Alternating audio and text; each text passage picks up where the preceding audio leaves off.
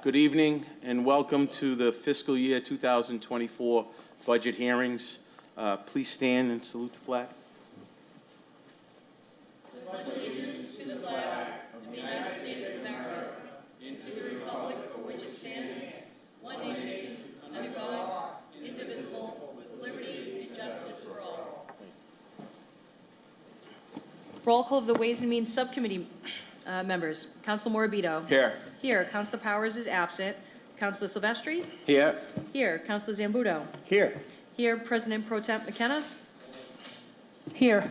Here. And Chairman Visconti. Here. Here. Quorum is present. And we have Councilor Cogliandro here as present, who is not part of the committee, but is welcome to speak as well. Thank you. Oh, you're not? Okay. And we have Councilor Novoselsky that is here, but is not able to speak. No, I'm kidding. Can speak as well. Okay.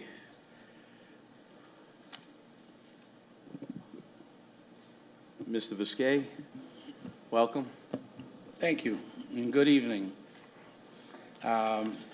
Before the budget hearings this evening, I was hoping to just buzz through a brief presentation of fiscal year 24 operating and capital budget. I do have some slides. I handed out the PowerPoint, and I think Ash, you can put it up on the screen for the public to see.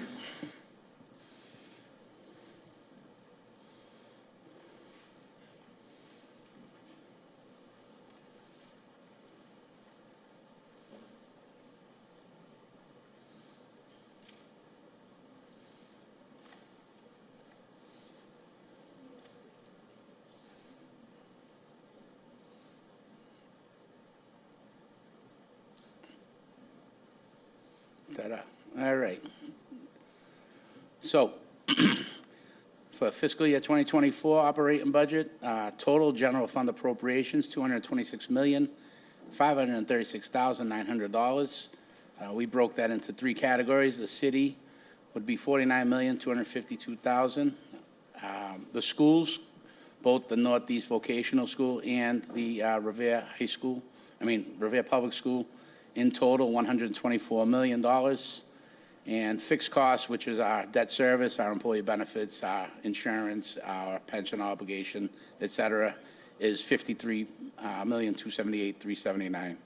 So the enterprise funds, which are our water and sewer enterprise and our solid waste enterprise, that would be $35,609,112, which would bring us to a total operating budget of $262,146,012.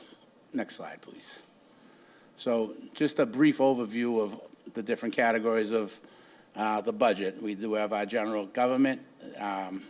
For this fiscal year, we have no contingencies for salaries in the mayor's budget, meaning that all contracts are settled through fiscal year 2024, except one, the crossing guards, which we are just about to finalize, but that's small in nature. So, but all the collective bargaining agreements are settled for 2024, and this budget reflects all those salaries as agreed upon. Elections budget in general government has increased due to the 3 elections in fiscal year 2024, and I'm sure our elections director will tell you more about that. In the finance and IT department, we are nearly complete with our conversion of all of our treasury, tax, utility bill, and financial software from the Govern Harris system to the Munis system, which means all of our financial software will now talk to one another after the summer of 2023 is over, when we do our final conversion of our utility billing, which is our water and sewer billing. And once we bring our utility billing into Munis, we'll be doing a citywide upgrade of the entire financial enterprise system. So we'll be on the latest version of Munis at some point in fiscal year 2024, which has been probably a project that's been going on just about since I've started here 5 years ago. So we're pretty proud of that. On the public safety side, we do have 11 new firefighters hired in fiscal year 2023. That brings our total staff in this budget to 119 firefighters.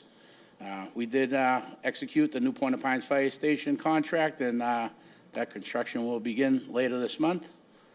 We also have 5 new police officers budgeted in 2024, which will increase our staffing total there to 115. We did bring the short-term rental department, which was a standalone budget in fiscal year '23. We did roll that into the municipal inspections department for fiscal year '24, so you won't see a short-term rental department. We did bring over those 2 employees into our municipal inspections department, and we can discuss that more when that budget is being presented. And we also separated the building commissioner's staff with the municipal inspection staff. So you'll see in the budget a new department for the building commissioner, which is essentially all his building, electrical, plumbing inspectors, all under the building commissioner, so that he has oversight of those employees, where Michael Wells in inspectional services will have the sanitation, the health, the food inspectors, and all together. So it was a little bit convoluted with all of them in one budget, so we tried to streamline that. So no additions necessarily, but just a better way to report it and display it for the city, I hope. Education, Revere Public Schools are funded in compliance with DESE's net school spending minimum requirements. So every year, the Commonwealth will let us know how much we need to spend on our school systems. We take that figure, and then we work out shared expenses between the city and school, and we net out to a number from that Schedule 19. That brings us to the appropriation that you see before you this evening.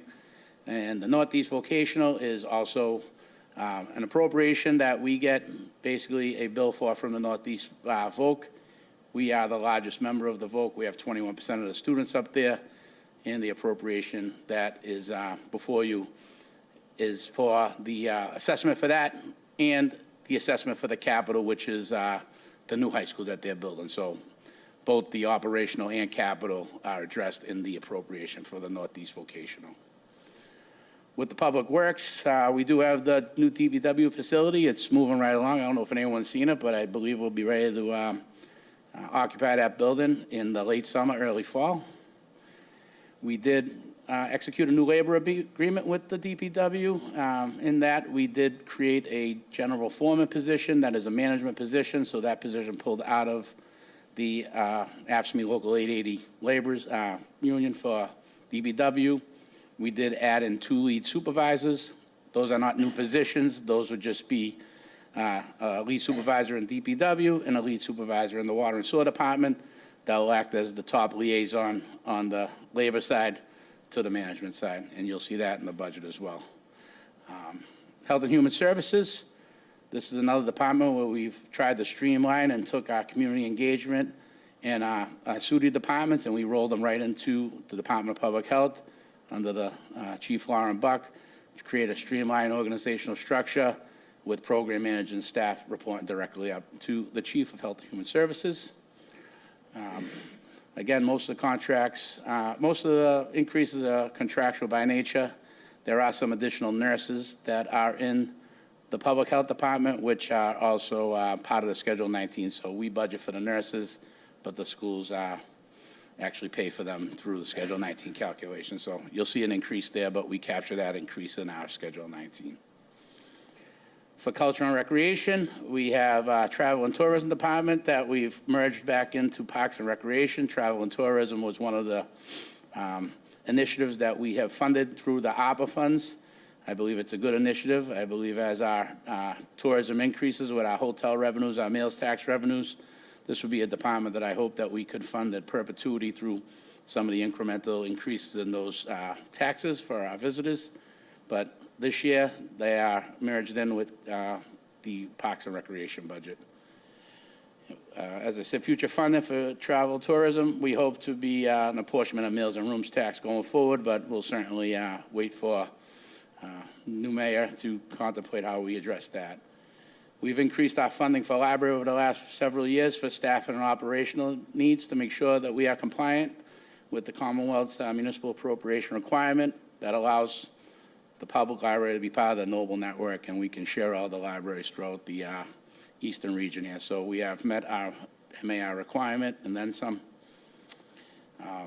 The aquatics program was assumed by Parks and Recs Department, and that is run through a revolving fund that you had approved last year. So that aquatics program is a new program of the Recreation Department, which was run prior to that by the school department at the Garfield School. And we're also in the process of renovations to open up the Haas Health and Wellness Center, which would be available to all the public and all the city employees. We're hoping that that's open in September 2023. With regard to debt service, all the short-term and long-term debt obligations are budgeted in full. And this year, we did have one slight change at the recommendation of our independent auditors, in that the schools had historically budgeted the energy service contract within their budget. But the auditors have asked us to put all of our long-term debt into one budget, so we simply just budgeted the ESCO contract in our fiscal year 2024 budget, and we removed it from the calculation on Schedule 19. So that's a little bit of a logistical change there. Next slide. So our fixed costs, our employee benefits, property and casualty insurance, pension obligation. It's a large budget. Our health insurance costs for our HMOs have increased 6% from last year. We were able to hold the line at 0 for fiscal year 23, but as we get back to some normalcy and people going to the doctors and our costs are going up, we were forced to increase our rates at 6% from the prior year, and that is reflected in the 2024 appropriation. Property and casualty insurance is up nearly 9% due to the high cost of cyber insurance, which is the newest and latest and greatest insurance that we're dealing with here with hackers and ransomware, et cetera. So we do have a policy that covers us for cyber insurance, and we're also struggling with the increased values on our existing buildings, which is forcing our property and casualty insurance up. We have made adjustments with the schools to have them pick up their portion of those costs as well. The pension obligation is budgeted through the actual reporting of PERAC, which is the Public Employee Retirement Administration Commission. That's a statewide board. They give us a schedule that we are required to fulfill all of our unfunded liability by 2040. We are currently on schedule to have that funded by 2034. We're also currently in the process of completing our newest actuarial study, which will bring us right through December 31st, 2022, and we'll know then what our unfunded liability would be, and we'll have to contemplate whether we need to extend that schedule or not once that study's done. So, any questions on any of that, or should I go forward? Go forward? All right. So, the overview of the budget. We'll start with the revenues. The revenues of the city are budgeted into the following categories. We use our tax levy, which is the property taxes in the city. Our local receipts, those are our meals tax, our rooms tax, the excise, permits, licenses, and such. State aid is the aid that we get from the Commonwealth. Primarily is Chapter 70 money for the schools, but we also get an allotment for unrestricted general government aid and other revenues that come in from the Commonwealth to help us balance our budget. Other financing sources are just that, anything we use outside of those big three categories, any one-time appropriations, or any other type of other financing sources. And then the enterprise fund revenues, and those are the revenues that are generated primarily through water and sewer rates, but also through our enterprise fund for our solid waste collection and disposal. Next slide. So for fiscal year 2023, the total tax levy for the city was $107,656,370. We are granted an automatic 2.5% increase on that levy limit, which is $2.69 million.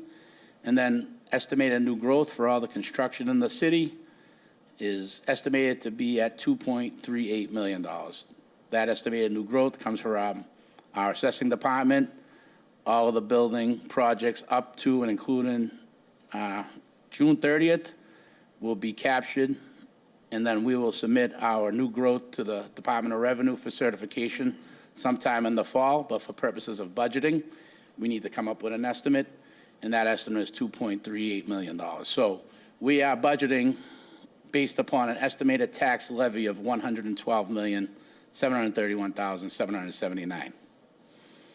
That's an estimate, like I said. We'll know the exact number of our new growth sometime in November or December when we go to set our tax rate and set our, fiscal year 2024 actual tax bill setting happens in December of each year. Local receipts is the second category. Those are revenues that are received and collected that are not reserved for any special purpose. So what I like to try to tell people is that all revenue is general fund revenue unless there's a law that says it's not. So sometimes there's revolving fund revenue, it's grant revenue, it's all kinds of other things. Those get accounted for separately.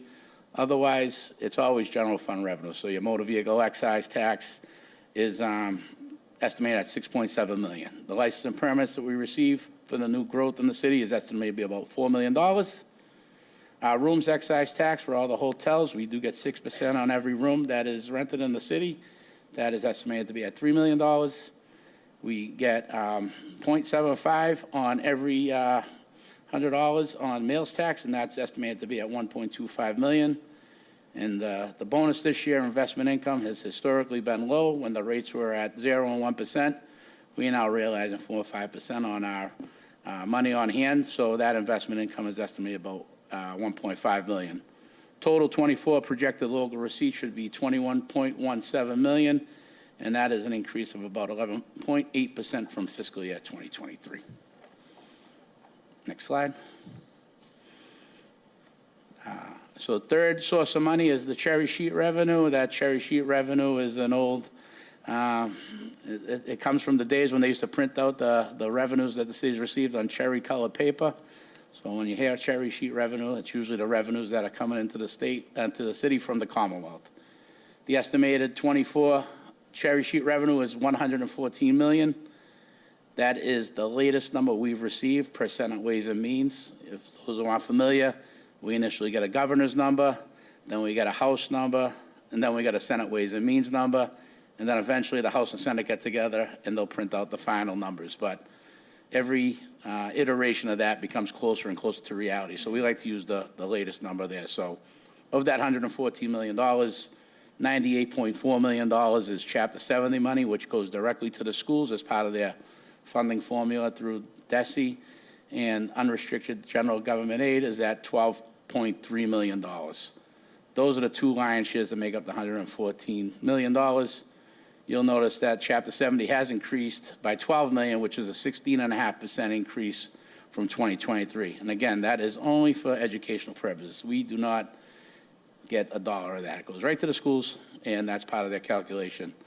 The OGA money, the acronym for unrestricted general government aid, at $12.3 million looks like a lot, but it's only $384,000 more than last year, and that can be used for any legal purpose. So $12 million for the school, $385,000 for the city.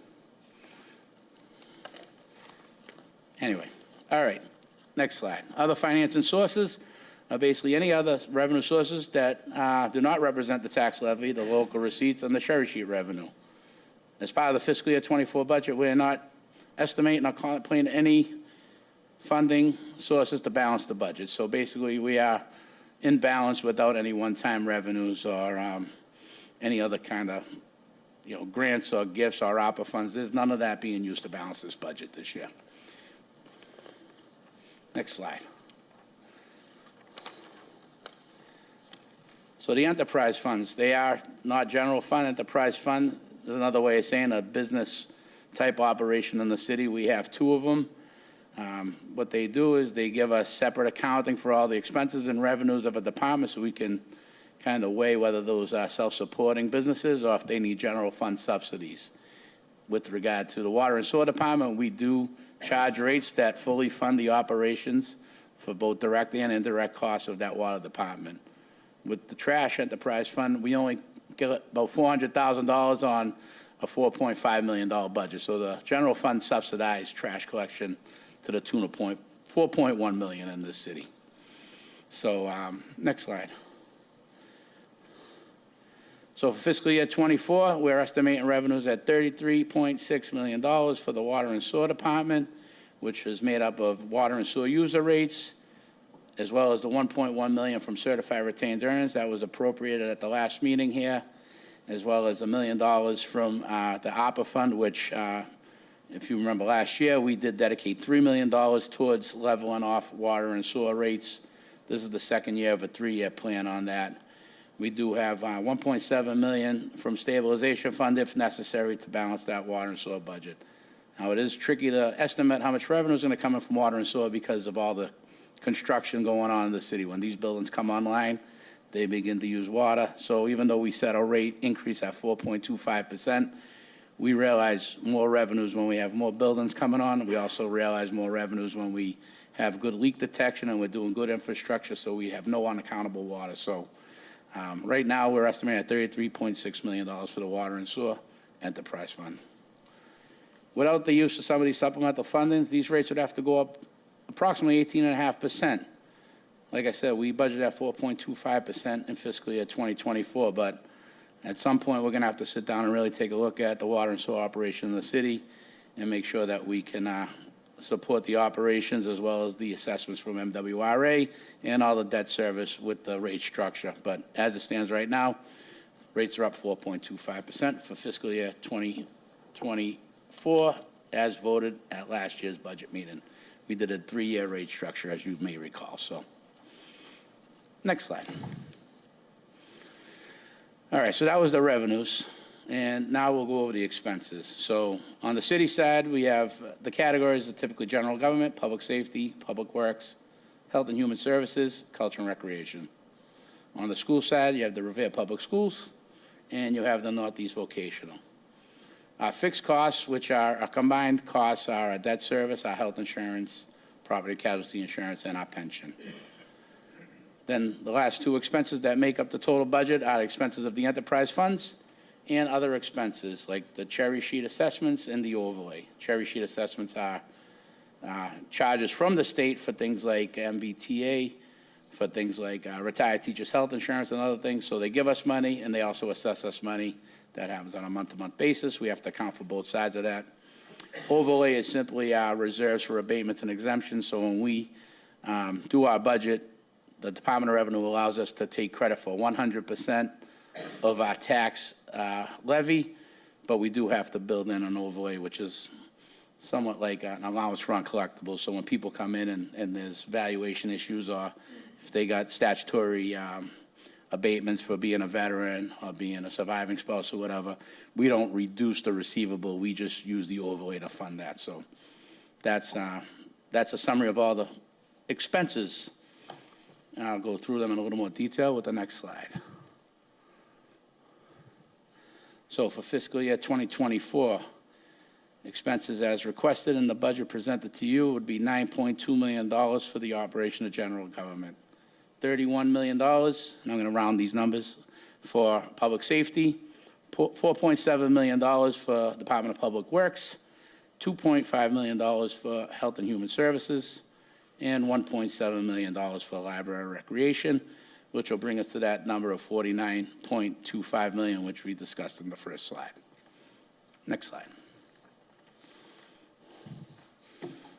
So, like I said, the fixed costs are both city and school costs. That is the health insurance, which is budgeted at $25.3 million. Our contributory pension is $15.8 million. Our debt service, $9.1 million. Our Medicare taxes, that's 1.45% of everybody's rate that goes to the government. For Medicare, that's budgeted at $1.75 million. And our property and casualty insurance for all of the city's buildings and vehicles, et cetera, is at $1.25 million. So total fixed cost for this budget, fiscal year 24, at $53.28 million. Next slide. All right, so last is the schools. We have the Revere Public Schools and we have Northeast Vocational. So fiscal year 24 appropriation in total, $124 million. Consists of $121,711,646 for the Revere Public School as calculated on Schedule 19, and $2.293 million for Northeast Vocational, which takes into account both the operational costs and our apportionment of the debt service for the construction of their new high school.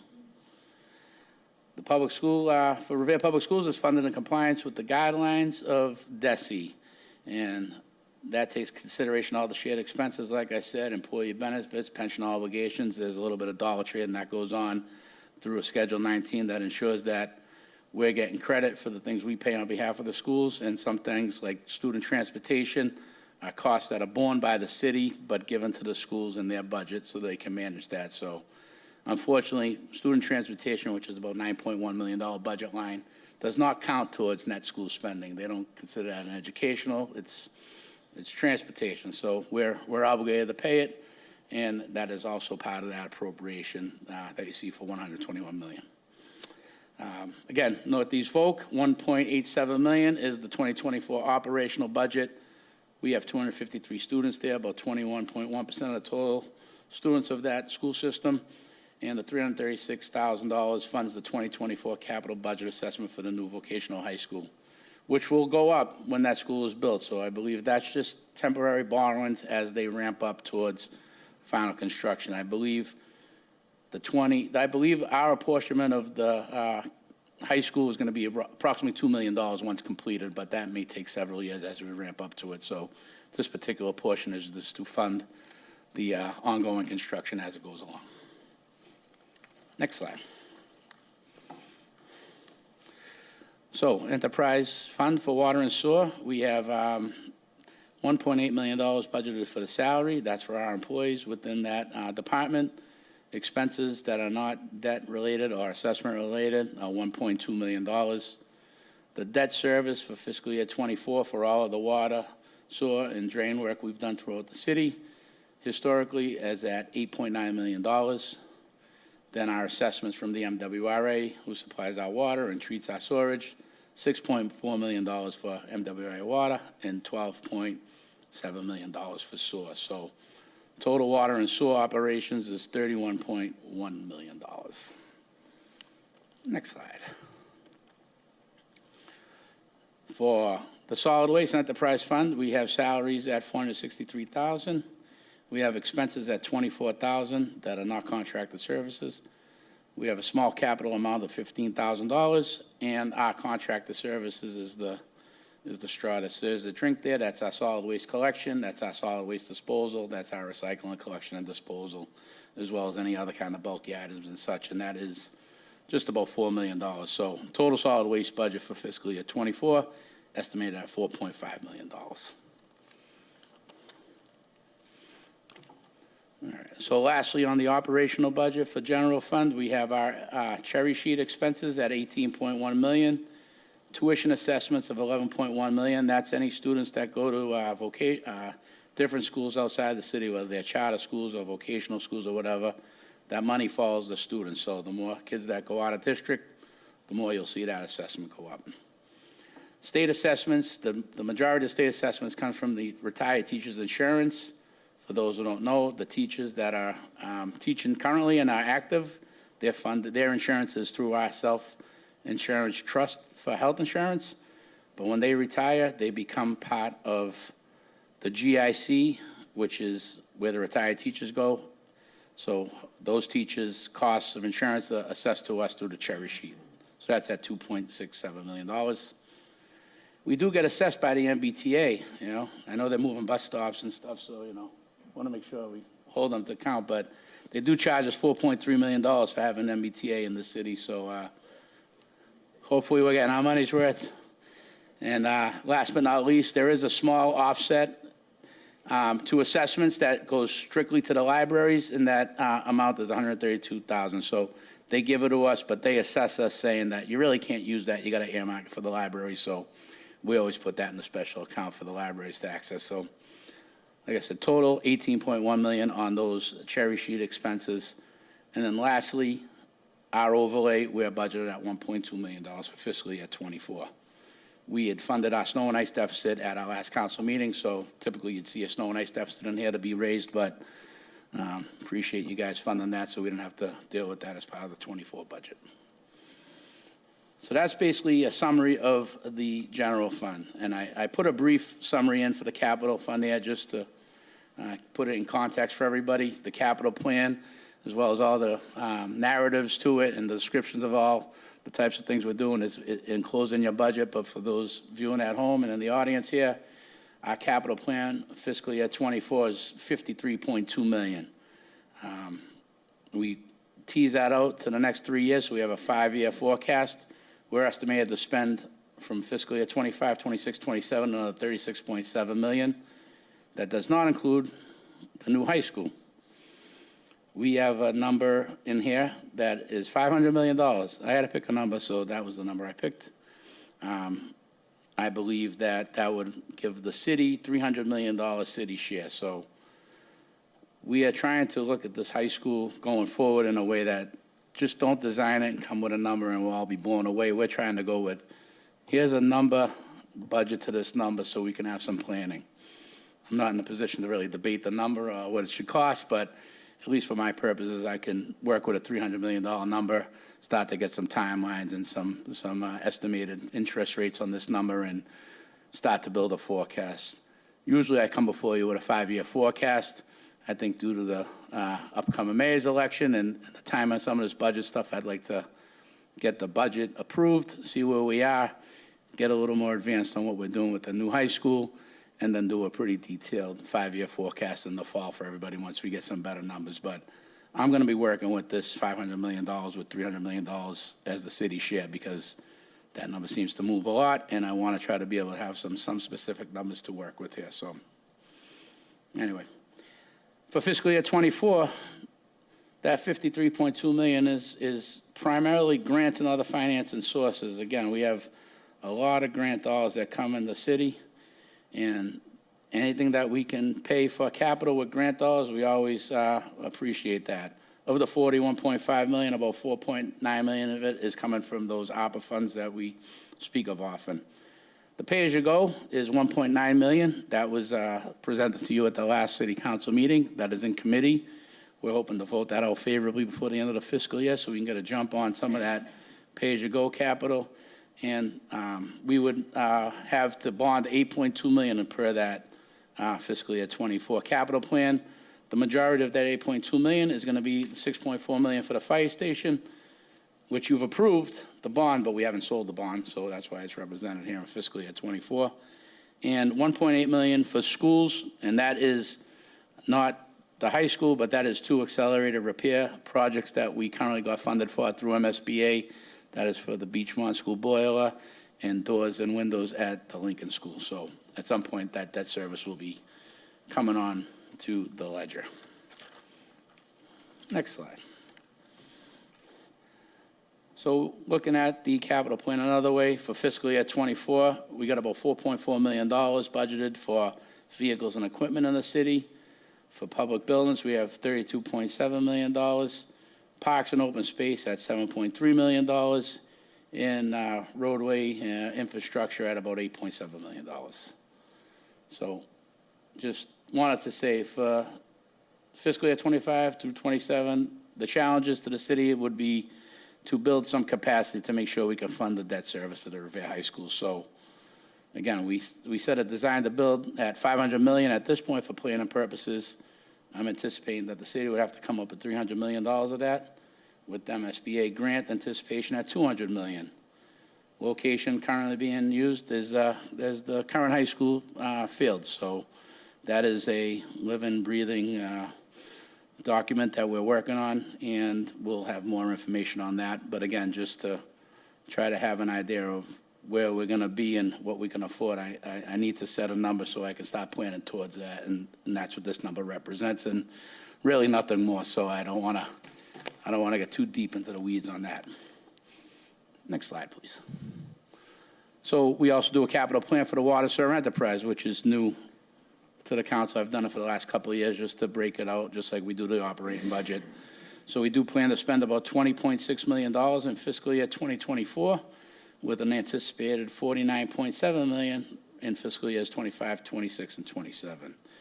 Mostly all of that is underground work, pipes, pumps, new water lines, new drainage, et cetera. You've approved the majority of this bonding at the last meeting, but we do have $800,000 worth of pay-as-you-go capital, which is primarily equipment that we can afford with one-time revenues on hand. The $1 million of grants, that's ARPA money that we're using to replace water lines in the city.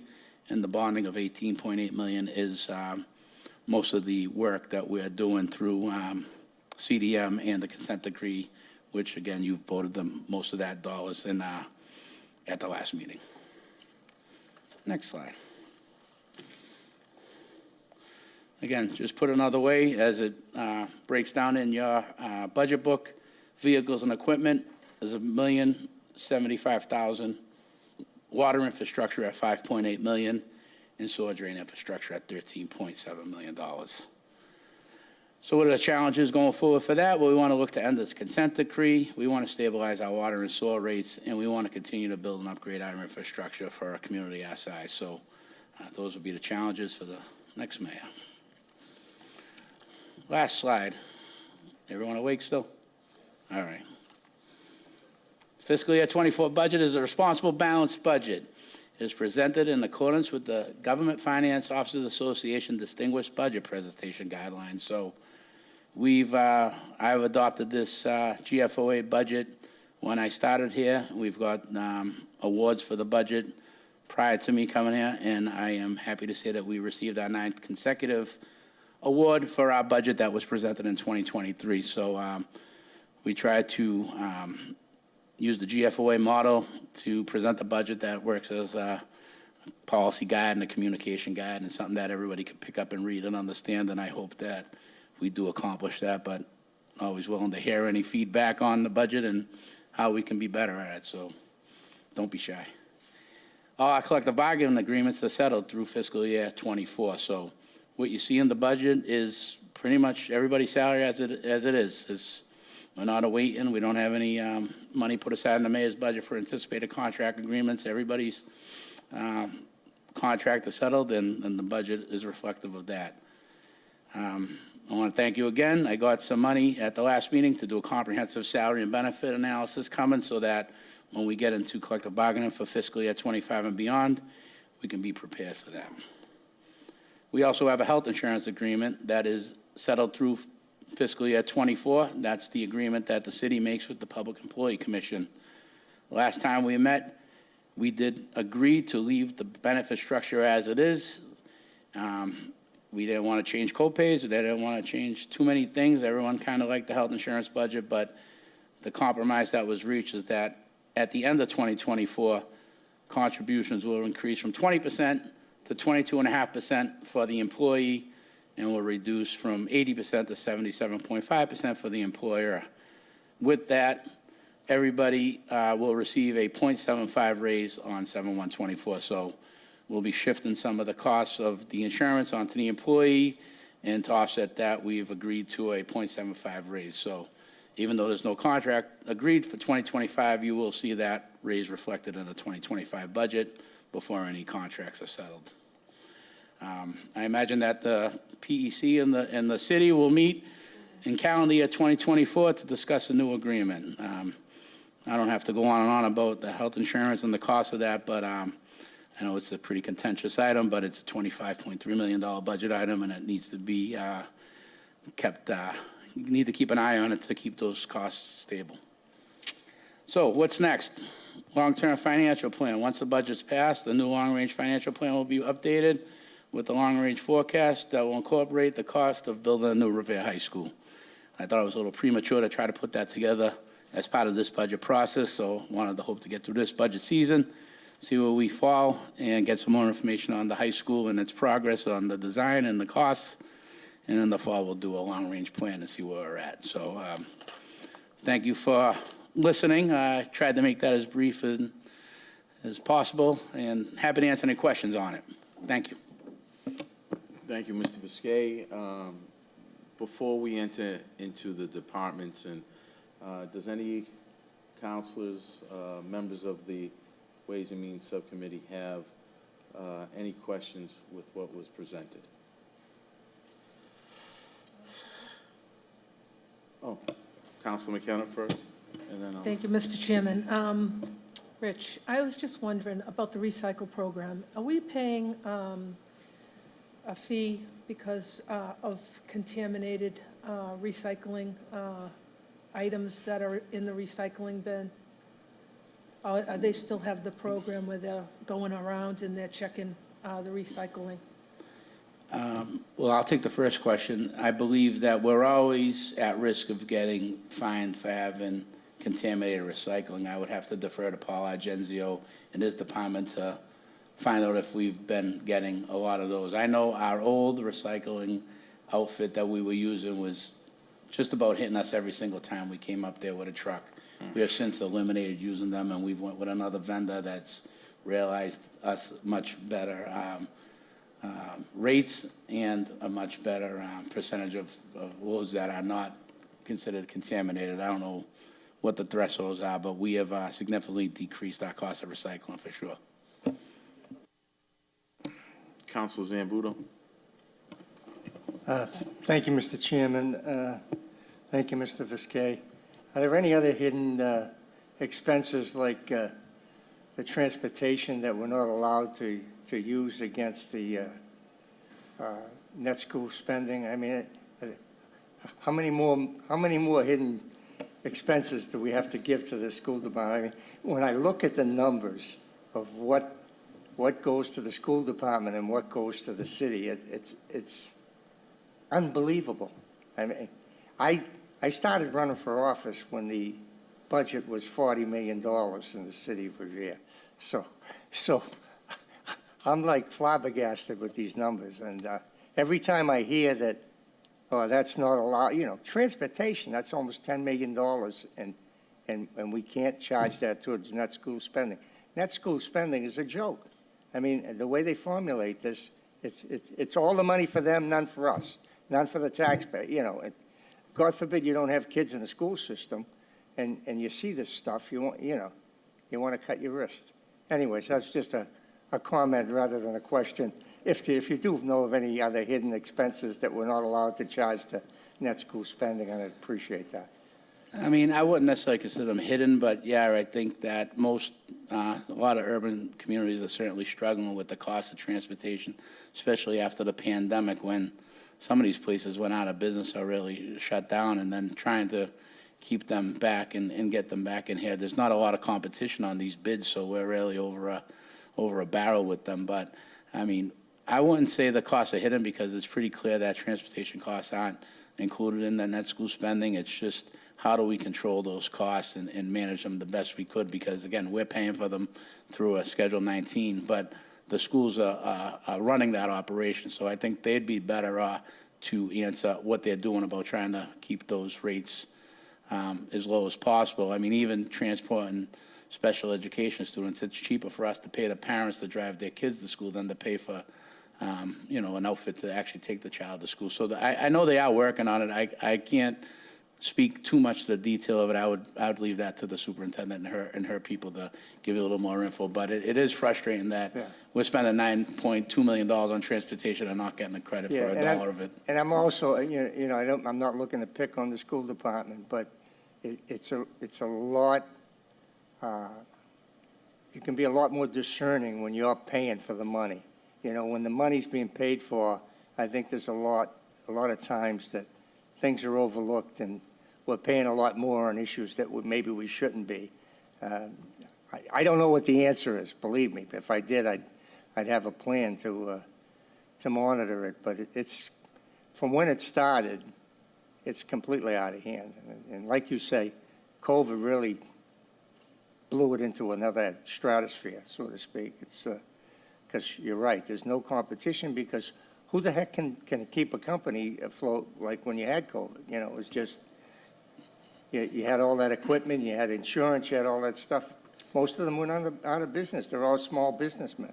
And I think only 2-3 years ago, that was more of a $5-6 million budget. So it's really, and that $9.2 million, believe it or not, is subsidized a bit by the school's grant dollars. So that number could have actually been higher. And I will give the schools credit for helping de-blunt that spike. But again, I'd leave those questions for the school department. Thank you. Council Silvestri. Thank you, Mr. Chairman. Mr. Viskey, the vehicle excise tax, do you know if, and this is a separate question, but do you know if Enterprise has gotten their promise of the cars that they said that they were going to register within the city. Do you know if that's happened this year? No, but I noticed the new sign on the building, so I'm gonna kind of find out. I know that there was a deal made here with the council to allow for some leeway on the permitting, assuming that they're gonna assess all these cars, register all the cars in the city for that revenue, which I believe was estimated to be around $200,000. I didn't contemplate that in the 2024 budget, so if that is part of 2024 revenues, that would be bonus on top of what we estimated, but certainly we'll do some ensuring that they are holding up their end of the bargain. Yeah, I drove by today myself, and there's cars in the lot, the sign's up there, so I'm assuming, I just wanted to make sure we get on top of that. Thank you. Certainly. Yeah, if I might, Hold on. Go Mr. ahead. Chairman, just for a second. The deal was that they put 200,000 in escrow. We don't want to know about the level of cars. They guaranteed us 200,000. That's what they got to put in that fund. And, should they go over that, great. But if they go under it, we're still keeping 200 grand. Way off the subject. We had a deal with Hertz a long time ago, just before COVID. They were using the accessory use over there, and it was illegal. We shut them down. They made a deal with the city that they would register all the cars from the airport in Revere to make up for the 700,000 or 800,000 that pays for the police station.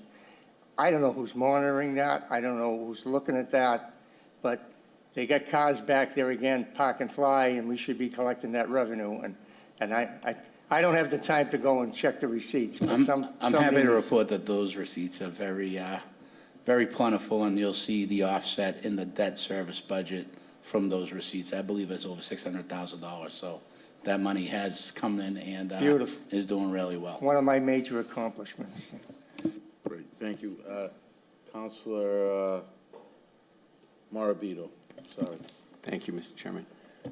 Mr. Viskey, can you elaborate on any external organizations or agencies, any new external organizations or agencies that have impacted the budget that weren't on it last year? So are we doing business with any other external companies or agencies that we weren't doing this year that's dramatically impacting any line item on the budget? I'm not completely sure I understand the question. I don't believe so. If you give me an example, I might be able to. So an example would be, last year,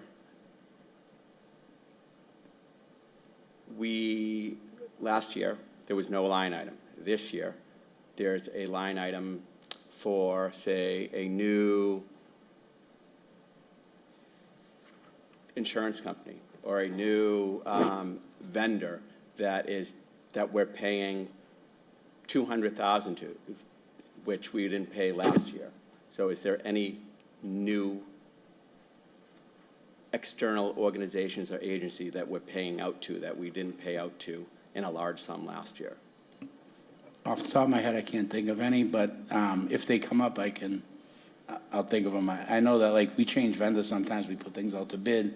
We might have a different vendor doing such and so, but I don't think, this budget, honestly, for 2024 is meant to be as vanilla as we can get here due to the transition in the mayor's race. So there's not a whole lot of new initiatives or anything in here at all. It's pretty much trying to keep operations level from fiscal year 23. So I can't recall anything that we've added that would jump out at me that would spike up the budget at this point. So the reason I'm asking, I just want to make sure 2 months down the road, I don't see a receipt paid out to a business and it's extremely high, and then I ask you and be like, oh yeah, well we weren't paying them last year. Why are we paying them this year? Why are we paying them so much? So I'm just kind of, I wanted to find out if there were any new agencies that were paying a new external organizations. No, none that I can think of. Like I said, I think the newest thing that we have is cybersecurity insurance, which we really had just a very small policy built into our P&C insurance, but we've carved out a policy for cyber insurance, but I can't really think of anything that's new that would move the needle, so to And if you speak. do, if you can just let the Yeah. council know, Oh, yeah, I greatly absolutely. appreciate it. For sure, yeah. Thank you, Counselor. Counselor Cogliandro. Thank you, Mr. Chairman. Just to go back to that enterprise issue, I believe that's a condition on the special permit. It is. Okay, so that's set in stone. Just a quick question from a resident. Who pays the school department's water bill? They do. All of us. Thank you, sir. And thank you so much for all of this. This is fantastic. You're welcome. We don't bill ourselves for water and sewer, so it's embedded in the rates. Any further questions? Great. Thank you, Mr. Viskey, for that overview, what we can do. And, I guess one of the questions I have is looking at what I'd love to see is some breakdowns of previous years in comparison to what this coming year's, expenses are. And if we can go into. Yeah, that's all in the budget. I didn't put it in this PowerPoint, but Oh, I can okay. certainly point to that in all the budget documents. All right, great, fantastic. So what we'll do is we'll talk about that at that time. So, fantastic, thank you for your overview, and if anybody has a question later on, Mr. Viskey is always willing to answer any questions after Yeah. the meetings as well, so, I'll thank you. Yeah, you're welcome, and I'll be here for all the budget hearings to answer anything on the numbers. I'm sure the department heads can tell you all about their operations and what they're trying to accomplish and their goals from last year, but in the meantime, I'll sit up here beside Ashley and answer any financial questions throughout all the budget hearings, so thank you. Great, thank you, Mr. Viskey. Okay, so moving forward, I think the solicitor's office drew the short straw, and just so happens that he's first in line. You know, what a coincidence. We'll leave that alone. Please. All right. Thank Rich for that thorough explanation of the entire budget. You must have friends in the clerk's office. I have friends We'll in leave all that kinds of all places. over the place, huh? All right. That being said, welcome, and this It's great to is- be here, Yes, I'm President sure. Visconti. Section 2, pages 59 to 61 is the Solicitor's Office budget. That's 59 to 61, Section 2.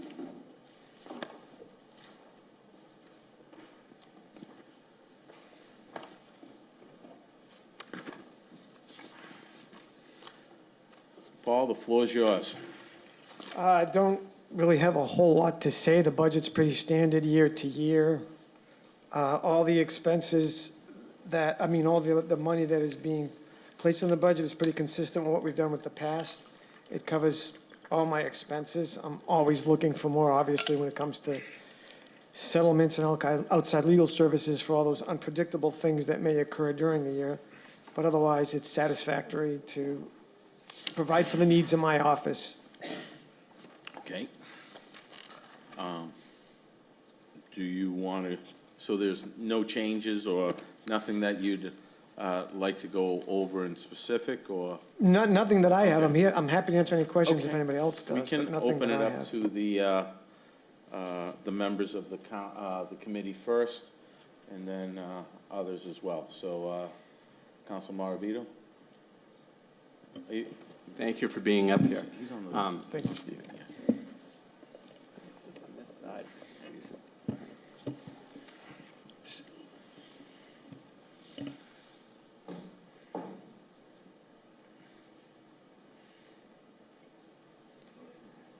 Okay, let's go,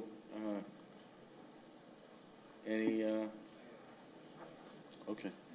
We'll go to Council McKenna, and then we'll go to Council Sylvester. I don't have a question. I just want to say that you and your department have been very instrumental in resolving my issues every single day as a counselor. Your constant involvement with finding people that are dumping overgrown properties, rooming houses. The city wouldn't be in the shape that it was if it wasn't for the department. And that's with all of the people that you work with for you. So I just want to say thank you. Thank you, Council. I appreciate that, and feel free to increase our salaries at any time. That's a Okay, negative. thank you. Okay. Are you? I'm wired, I think, yeah. You're wired? Yeah. Okay. Go ahead, Council Maravito. Have there been any recent initiatives or measures you have taken in your department that has helped improve efficiency to the city?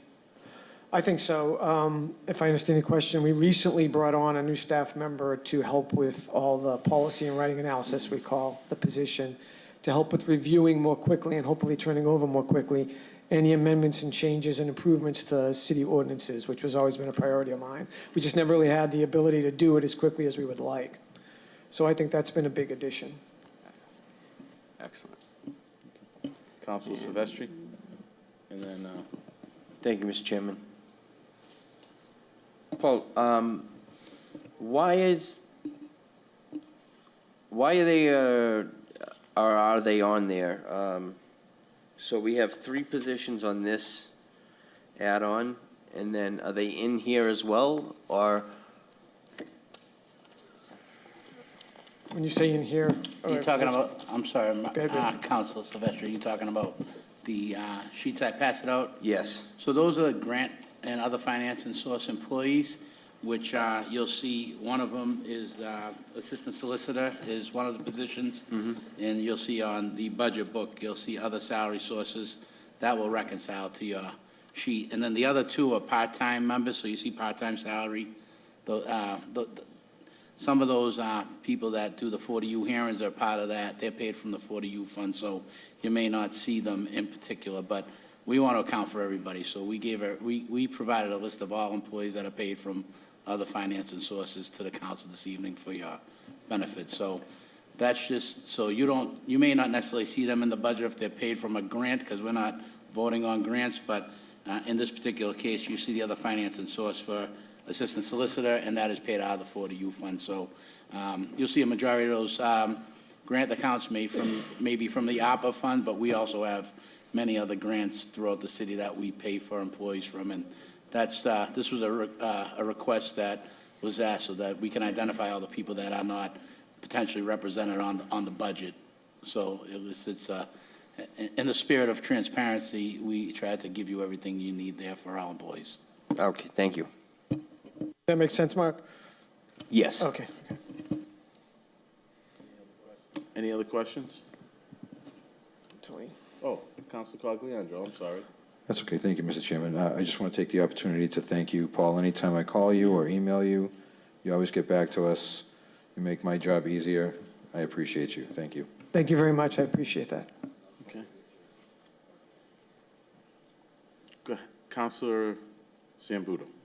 So I guess I'll throw a bouquet but Paul, you're always very responsive. I don't always like the response, but you're always very responsive. The answers aren't always what I'm looking for, but you always take my call quickly and get right back to me. So I thank you for all that, and I thank you for your hard work. I know how it is to try to deal with all these personalities up here. And Thank you, Council. I appreciate it. But just in the interest of disclosure, Tony helped me get my dog that I love very much. So I have a special place in my heart for Tony. Oh, that's great. that could be an ethics violation, I don't know. I had no financial gain in that in any way, so. Just a recommendation. A few questions I have. Just looking at this, now, obviously, the assistant solicitor that's being paid by other salaries is being paid by the 40U. That's correct. Okay. Is there any calculation on how much that department is generating in terms of revenue? Okay, or receipts? Is that something that Yeah, I we have rather than me looking at it, just No, trying to again, some understand. of those you're not going to see in the Yeah. document because they're special revenue, but through April, we have $832,000 worth of revenues and $446,000 worth of expenses. So it's actually a particularly good year for the 40U operation. We are running at a surplus of nearly $350,000 at this point through 10 months. And that can somebody spell out, just for the residents, what that 40U, those 40U violations mean? Because I think that's something, What they mean? yeah, like what the 40U, okay? 40U What are the program- violations that fall under the 40U? The 40U program, it wasn't particular, what it changed for the city was the ability for the city to enforce housing state sanitary code violations, where in the past we didn't have the ability to readily fine, have those fines appealed, and then attach those fines to a tax bill if in fact if the fines were never paid. In the past, we couldn't do that. So 40U gave the city greater ability to ensure that more citizens hopefully are in compliance with the state sanitary code. So if you see debris in a yard or a trash dump somewhere, or if you know a neighbor's doing that, we now have the ability to go find that person. And in the past, they could ignore it more readily than they can now under the 40U program. The 40U program allows us to keep track of them. They have the ability to appeal the fine if they think it's unjustified, but if they ultimately don't pay it or don't follow the appeals process, we can place it on the tax bill so that we collect that money. Okay. Moving forward, you're looking at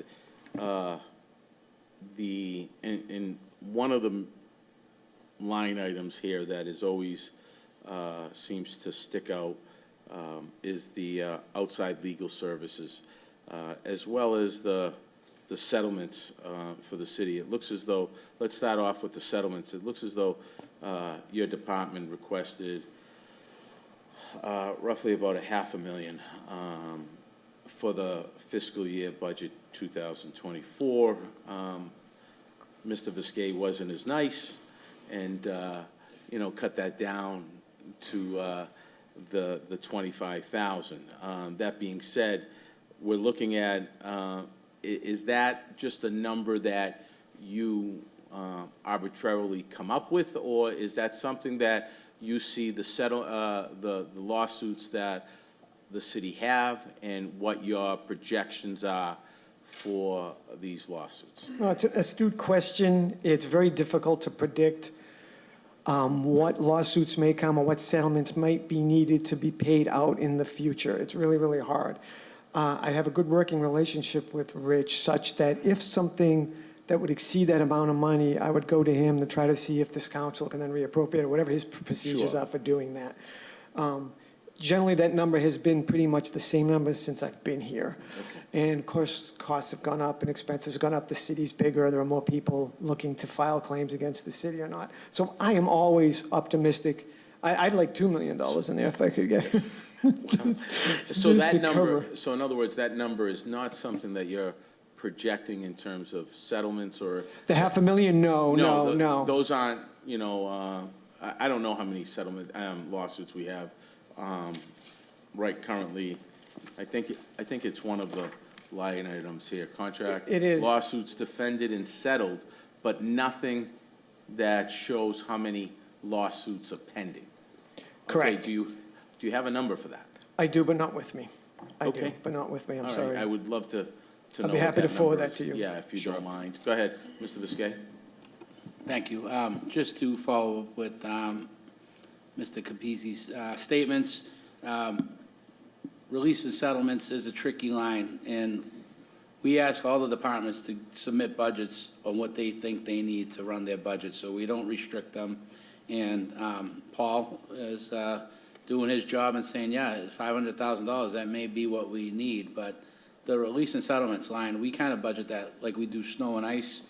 We don't know what's going to happen for the year, so we don't like to tie up dollars in a particular line that may not need it at the expense of another department or another body. So, so we keep that amount level funded typically.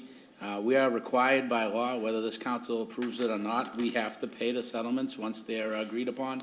So whether they're in the budget or if they get flushed through the recap through the Department of Revenue, we're always going to have to pay what we need. So although the $500,000 is probably what Paul believes is definitely going to be what he may need to cover all lawsuits that are outstanding right now, once we get a judgment, and if it's over the amount in the budget, we either come back for an appropriation or we'll settle that through the setting of the tax rate. So just to give an explanation on the draconian cut there.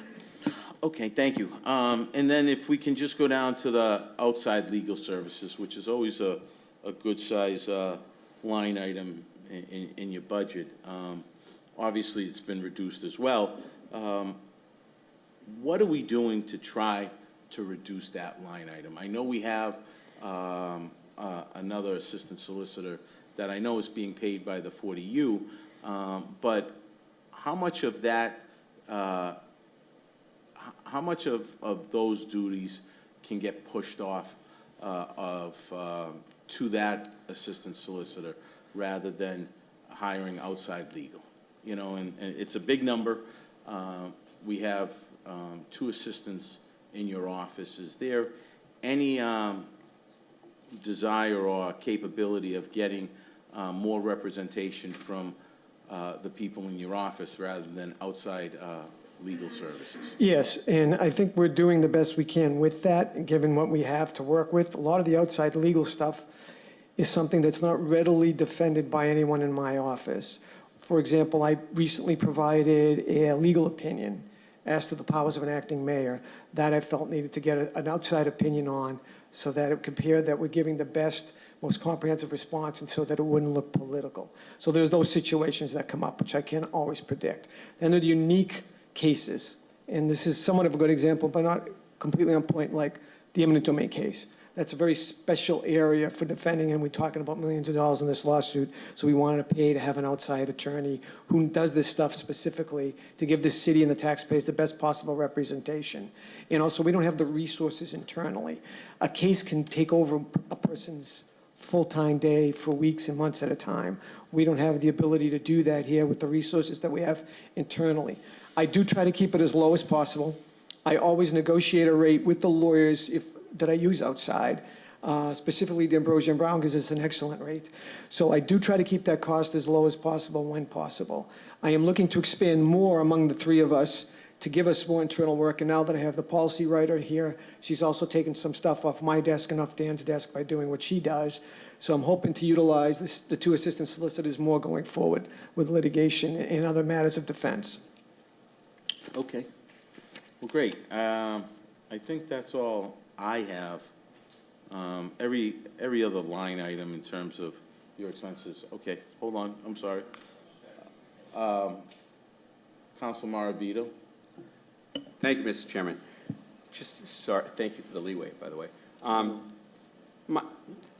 looking at your line items, and what's alarming to me is, as our chairman alluded to, he actually said it, he didn't allude to it. You requested such a high amount, $500,000 for settlements, and you are only approved, the mayor's recommendation was $25,000. Were you guys that out of sync with one another? I don't think so. And as the Richard Visquet had previously explained, I always ask for a lot more just to cover it and make it easy. I have no intention of using that much money or even coming close to using that much money. But I like to just have the cover there so that if something unique does come up, I can just readily get involved in it without Rich having to get a judgment or go through a different appropriation process to get the money. But Rich is right. We don't want to tie up that money because chances are I'm not going to use most of it. Asking for more is one thing, but if you look at your past years, your requests, your actuals, you've requested basically double the amount of your highest allotted line item. And it just concerns me that we only gave you $25,000. And then when you look at outside legal services, $575,000. It's the most, the most expensive you've been allotted in the past was $315,000. Like, it's an enormous jump. And the mayor's recommendation was more than half of that amount. So there's some kind of, someone's not like communicating with one another, because the numbers are way out of whack. You have to agree. Well, I don't think they're out of whack, but I see there's a disparity between the numbers. Disparity. And to go back to what Rich and I both said, this is a very tough area to predict, a very tough area to predict. I mean, if we were to go to court on Mass Torts Claims Act, which is 5 cases, and those plaintiffs were all successful, and they could recover the maximum of $100,000, that's $500,000 just for 5 claims, if it got that far. So I looked at it, I look at the big picture and go for as much as I can get. I've always managed to make it work with the amount of money that's provided. But if we did get the unique claim that exceeded that amount of money, then I turn to Rich Fiscay for assistance in figuring out best ways to appropriate that. Again, this is all in the best interests of the city. I'm not throwing money at anybody. I don't want to give that impression. And I don't want to give that impression either. I've been doing this for 10 years, and I understand how these numbers work. And when there's such a disparity, as you mentioned, in what you want for your department for settlement fees, and what the mayor's recommending, the question is, if you're requesting such a large amount, doesn't the mayor come to you and be like, wait a minute, why am I just recommending $25,000 in settlement fees? Aren't you guys communicating? Wouldn't he say, hey, okay, let me change that because it's going to flag the city council? Why am I only giving a recommendation of $25,000 when you're giving like about 500, more than 500%? I know, I'm only looking at my department. Rich and the acting mayor and the prior mayor are looking at the whole city. And Rich is right in that those funds would sit there and maybe not be used. So he'd prefer to reduce that number to me so that the funds are more available for other needs that he knows immediately need to be paid or need to be used for. Whereas mine are if we get the case, if we get the lawsuit, if we have to make the settlement. So that it leaves a big question mark on, does he really have to have that money right now? I will always ask for it. If for some reason the city found $1 gazillion somewhere, I would ask for as much as I could get, because it's my comfort level in dealing with the cases and claims that I have to deal with. But it doesn't take into consideration all the other financial demands on the city, which Rich has to look at the budget as a whole, where I'm just looking at my department. And I appreciate the work you do, but I thank just hope you understand where I'm coming from. Oh, absolutely. By the recommendation. You shouldn't, you feel you need a cushion for settlements, and it was only recommended $25,000. I think there's a lost line of communication missing there that there should have, because that's just a red flag for me. But thank you. Thank you. Council McKenna. Thank you. Just a question. The brunt of those legal fees, weren't they for Ocean Ave when they had the fire? Some of that was from my office, some of that was paid out of the revolving fund of the 40U, yeah. Those are the things that I can't predict, that have Right. become exceptionally expensive, that no one anticipates will happen, like a large fire misplacing all those people with all those violations. And then we needed assistance to try to enforce that, either into receivership or for compliance. Yes, that's a perfect example, actually, Council McKenna, of the things that I don't readily predict. If I was to assume that we would have a bunch of those fires every year, then I would need, $10 million in that account to handle it all. So that's why this is difficult for me, and I've been doing this for 22 years, and I never get these numbers right. I know Cheryl McCormick I know this because we talked about it, but in the past, and I know she was working on it constantly. So I knew those legal fees were, spent on that fire. Yeah, there's been a high demand for that. That was a very costly one. Obviously, the eminent domain is very costly. And any new big development projects, we need assistance with either putting together a development plan or just looking at over plans or any proposals can all run up costs that we don't always participate out of my office.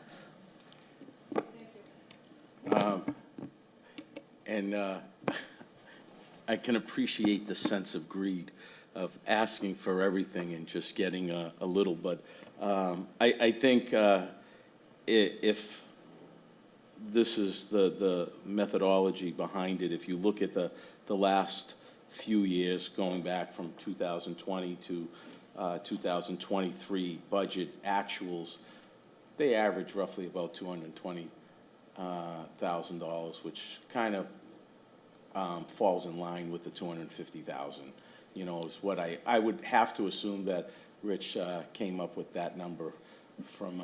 Yeah, from it's there. outside legal, that's correct. I mean, it would have been questioned, and it would have probably been taken away if he got it anyway from If I this didn't use it, council. it certainly would have been All taken right? away. And I wouldn't want to freeze that money up as well, so I understand that. Go ahead, Mr. Viscaia. Just one quick point, just so people watching may understand a little better, is if we were to fund the budgets at the request of the city solicitor, that would have tied up $800,000. And what I have to balance is whether it's worth it to fund that at that requested level at the peril of another department. And $800,000 is, you know, is the size of many of the departments as a whole. So we certainly, with job preservation, keeping people employed and maintaining our level of service throughout all departments is the goal. So there are certain requests like these that there's so much uncertainty to what could be, it's really hard to justify tying up that much money in the particular budget. So I just want people to rest assured that we will certainly pay all our obligations for the Solicitor Department if and when they come through either a supplemental appropriation or the transfer of funds, so. Absolutely. Thank you. Thank you, Mr. Viscaia. And if there are any further questions, hearing and seeing none, thank you, Mr. Capisi, and thank you for all the work that Thank you do you, for the city. Counselor. Thank you.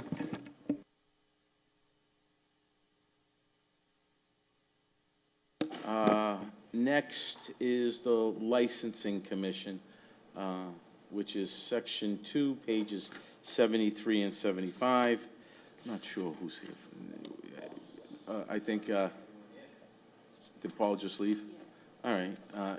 Rich, do you want to, this is pretty straightforward anyway, but if you want to just chat a little bit about this, that would be, it shouldn't take that long because it's, seems to be level funded anyway and nothing of any major interest. Thank you. Some of the budgets tonight, the license in particular, is they're very small budgets that have small stipends for those board members that run the licensing commission and just a small expense line for incidentals.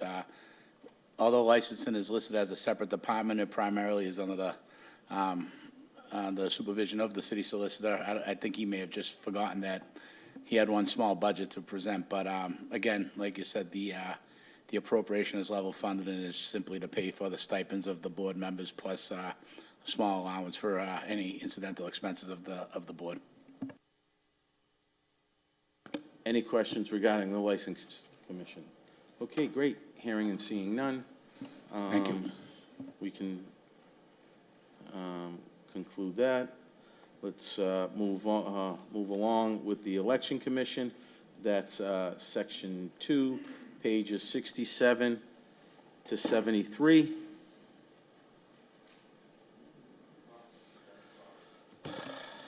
Mr. Fahey, welcome. Thank you, Mr. Chairman, members of the committee. Paul Fahey, Election Commissioner. Thank you for taking my budget early. I apologize in advance. I have a little bit of a cough. I'm recovering from some minor surgery, but I feel pretty good. So that's all to just, you know. We won't beat you up that much. Create a zone of protection for myself. I'll briefly go over the accomplishments and the numbers.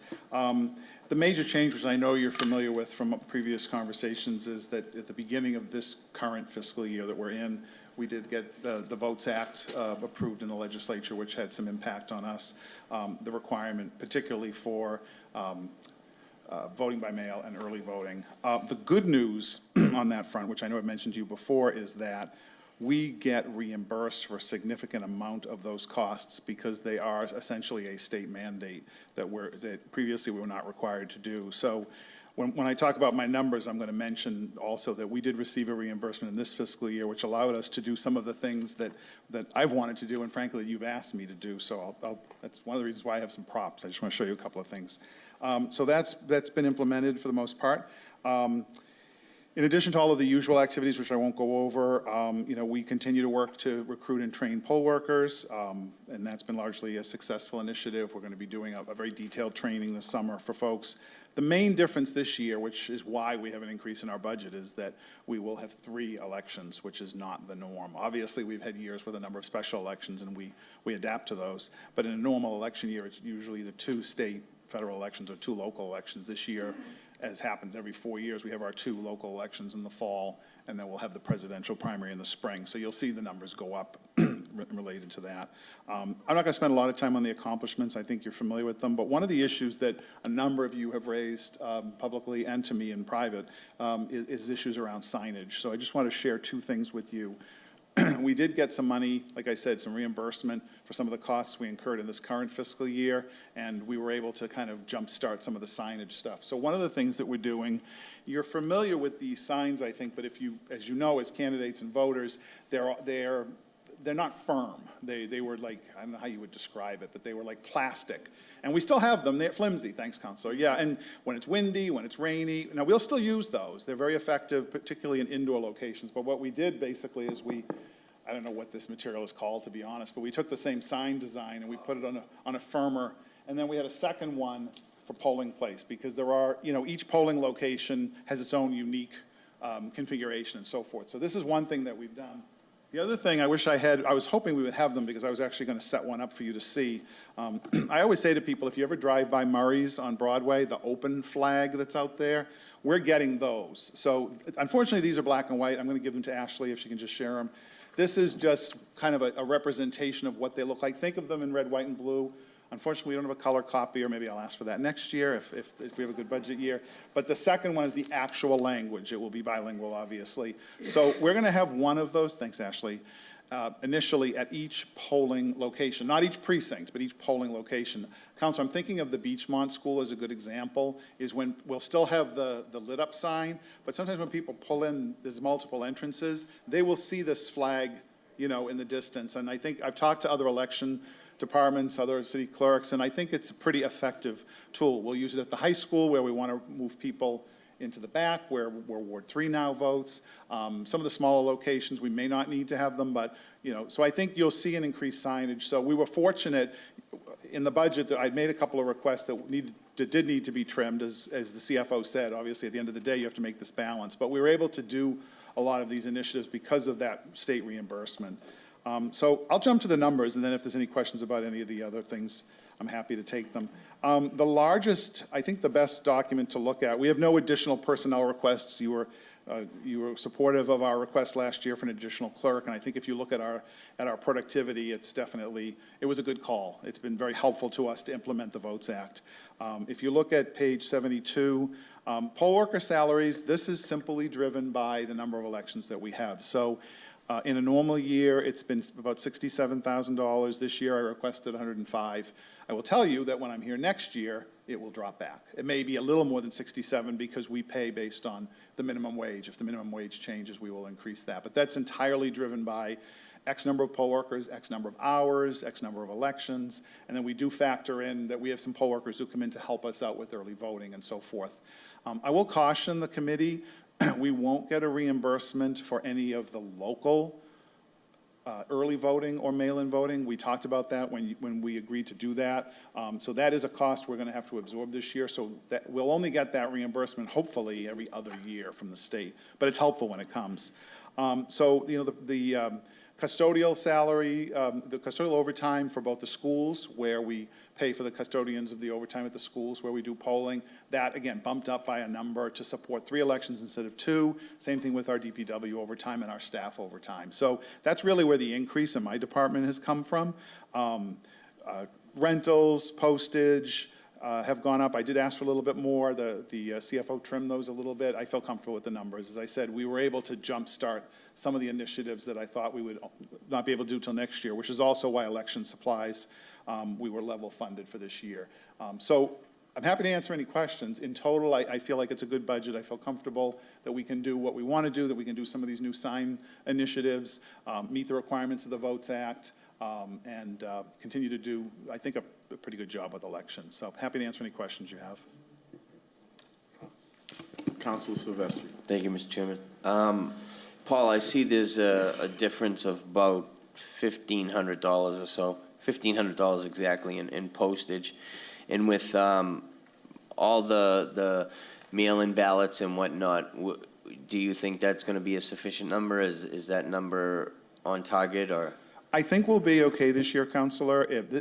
Even though this is no news to anybody, this is a fairly contested local election, it's still a local election. And in general, when you go from the presidential to the state to the local, the numbers tend to, now they change depending on how contested an election is. But I think what we're thinking and what we're seeing as far as number of people who have already requested early, or, vote by mail, our plans for early voting, which I know we talked about at a previous council meeting, I think we'll be okay. I mean, to be honest, I'll go to the CFO if there's a problem. We request interdepartmental transfers. We've done that. Obviously, the year before I came, there was a huge number of unanticipated special elections, and my predecessor worked with the former mayor and CFO to make that work. So we can only do it based on what we know is a fact. But I feel like we're okay. I think our numbers will be okay. Thank you. Thanks. Any other questions coming from the councilors? Okay. Councilor Zambudo? Yeah, I just want to say thank you, Paul, for your efforts. Thank you, Councilor. I know most of us are pleased with you being here, and thank you for your Thank you. service. I'm happy to be here. Thanks, Councilor. Thank you. Paul, I just want to end on, it seems a pretty level-funded budget, and the increase is justified based on the 3 elections. So So if I keep that money next year, you're not going to have a no, problem? we're going to ask for it back, obviously. We always I'll ask. put it for on the table for you. But that being said, I don't see anything here that is of any significance that would question your department. So thank you for your efforts. Thank you for everything you do for the city. But if there's no further questions, we'll end regarding this department. Thank you all. Have a good evening. Thank you. Thank you. Next is the Conservation Commission. Not sure if, Mr. Biscay, you want to speak on that? Again, looks like to be level funded, but go right ahead.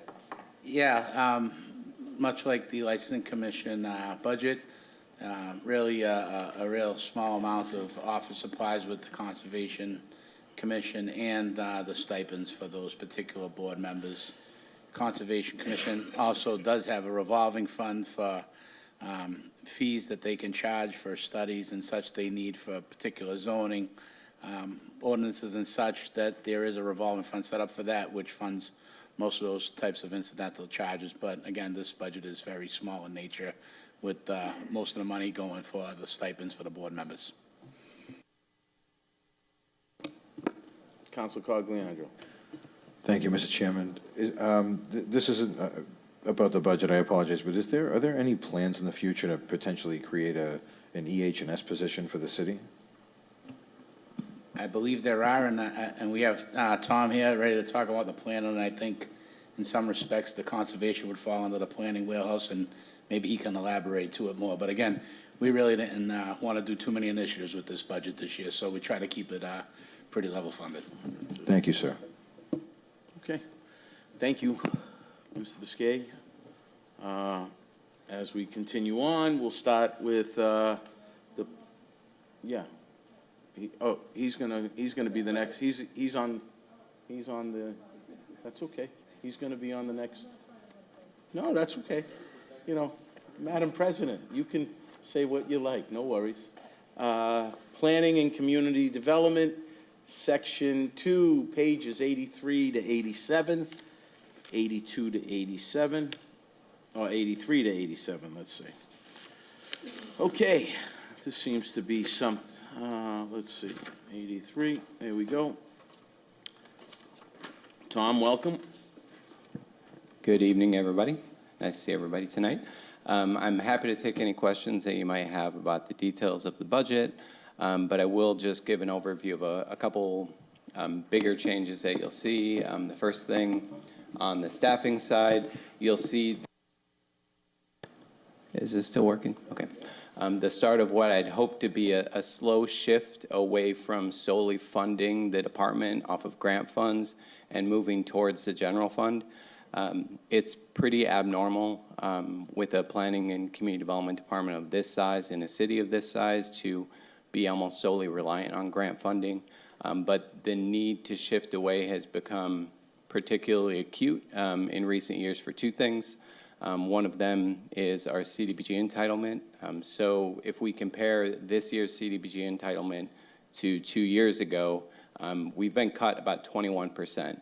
And that's not due to any fault of our own in the department. In fact, the reason our formula entitlement was cut is because we've seen an increase in median household incomes and a younger building stock. Essentially, we've demolished a lot of old buildings and renovated them into many of the beautiful buildings you might see in Shirley Ave or along the beach. So if you all know what we do at the mezzanine, in some respects, we're a victim of our own success in that regard. Because of the growth and the development that we've seen, our budget from CDBG, which we use towards staffing, has been cut 21%. So that's one big chunk of it. On the other side of it, we have the bulk of the department is funded currently through ARPA. And there, as you all know, it creates a bit of a fiscal cliff for us at the end of 2026. And currently only myself and my administrative assistant are funded through the general fund.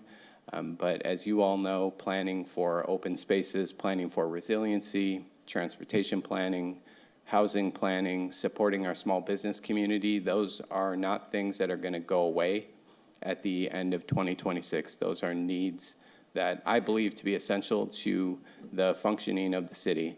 And that's why in this year's budget, we took one position off of ARPA funds, the transportation manager, and moved that onto general funds. And hopefully, again, that's the start of a long process, not to completely move off of grant-funded positions, but to have a more sustainable source of funding within the general fund for the bulk of the positions within my department. We're going to continue to seek grant funding to help support our work. But to be frank, aside from CDBG, there are not a lot of great opportunities to use grant funding to support staff time. So just as an example, in the last month alone, we've submitted applications for 12 different grants, over $6 million worth of asks, both for state and other agencies. And there is one grant that we were able to ask for staff time, and frankly, the juice wasn't worth the squeeze. It was for a very small amount of money, and we didn't go for it. There is one other grant where I inquired to the state as to whether or not we could use the funding from the Mass Works program to help support a portion of our staff time. I'm waiting to hear an answer from them on that. But for the most part, grant funds aren't built like they used to be, where they can really fully support staff time, and the grant opportunities that are available to do it would often entail us to shift the focus of what we're doing. Ultimately, it wouldn't be, help fund the team I've got here working on the priorities that we have at the city. Sometimes we can fall into the trap where we're kind of chasing grants just to get funding to support a staff person instead of helping to support the critical tasks. And as I mentioned, resiliency, park planning, transportation planning, housing development, small business support, those are essential services that we provide. And I think I would hate to chase grants and then lose our focus if we're just looking to use grants to support our work. So on the staffing side, that's the big change that you'll see there. On the expenses side, the biggest one you'll see is the North Suffolk Office of Resiliency and Sustainability. So as you all know, that's a partnership between the town of Winthrop, the city of Chelsea, and the city of Revere. It's a 3-year partnership supported by the Barr Foundation to support 2 staff members, a resiliency manager and a sustainability manager, both of whom are housed at Chelsea City Hall. This is the final year of the Barr Foundation funding, and the way that the funding was set up, it slowly is intended to wean us off of grant funding to support these positions. So this year, the amount is double what it was last year, $96,000 this year, and this will be the final year of that partnership. We're looking to sustain the partnership, and we're in conversations with the Barr Foundation to continue to support this effort. But were they not to support it, we would be faced with the choice either to fund it entirely off of each of the 3 municipalities' selective general funds or find other sources. So that's the other big line item you'll see there. I think there are There is a small amount of funding for planning consultancy support that also was supported last year through ARPA that is being pulled off of ARPA and put forth in the general fund here tonight.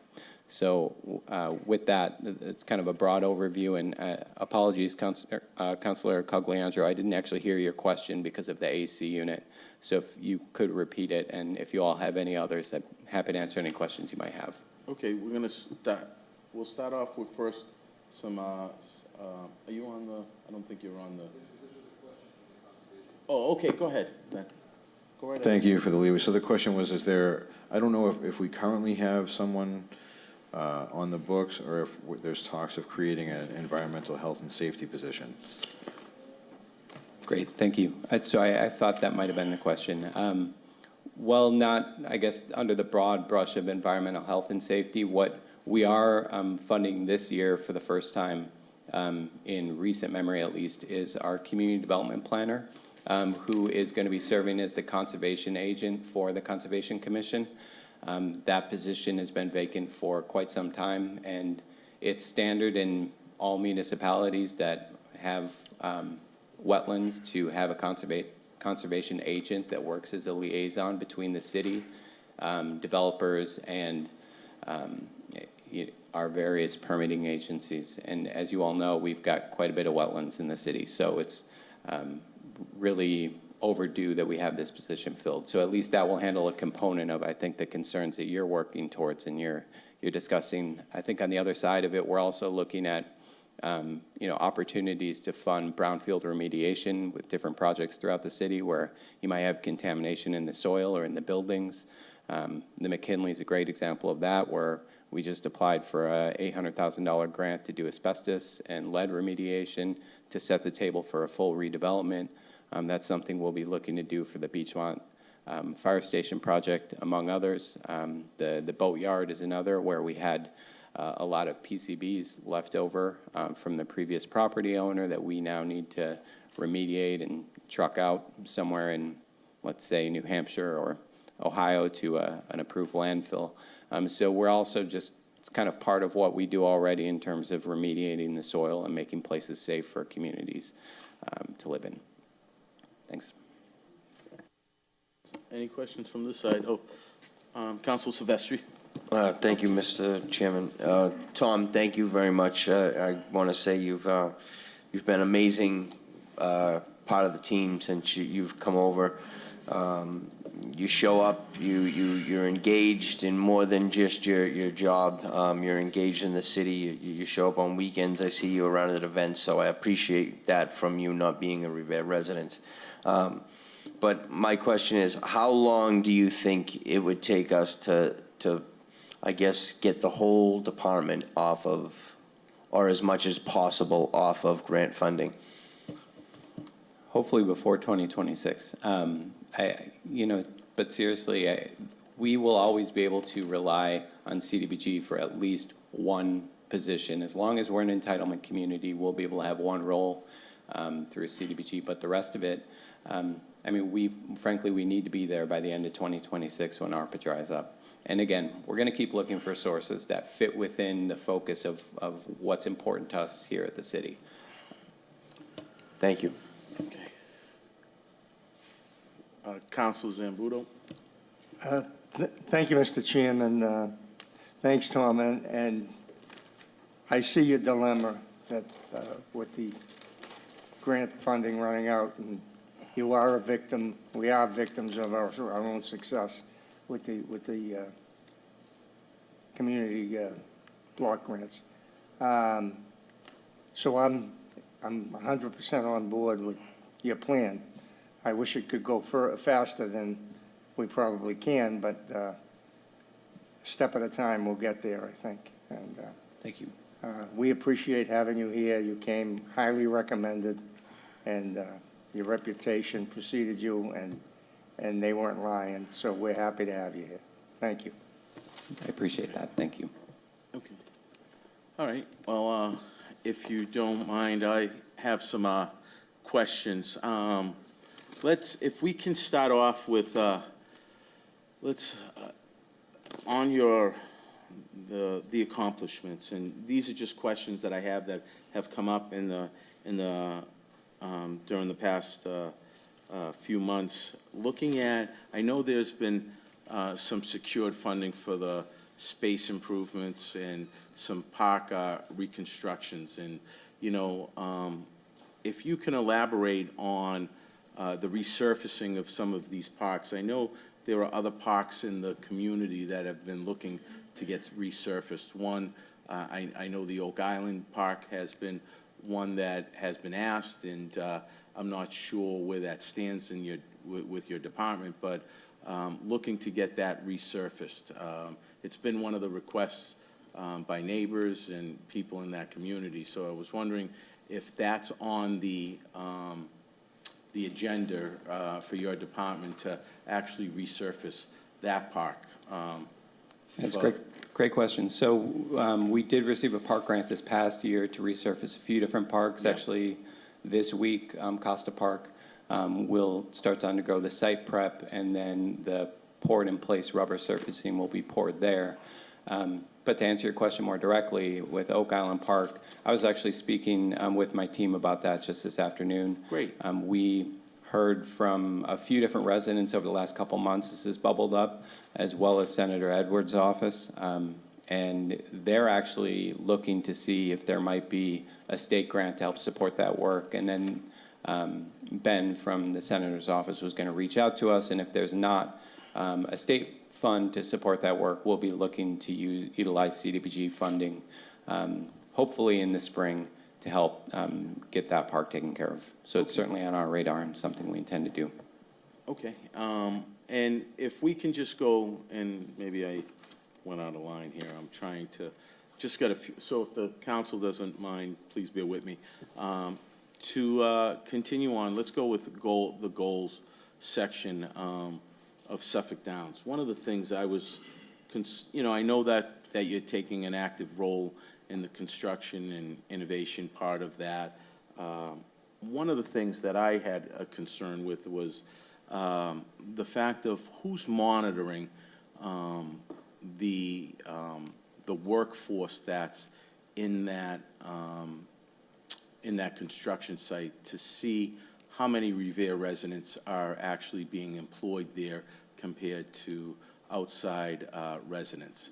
I would have to believe it would have to come from somebody from your department that would have to monitor that. And I'm not sure if it's being monitored right now. I know there is a requirement for them, and I'm not sure if that's being overseen by anybody. So that's another one. I'll have a really good answer for you tomorrow.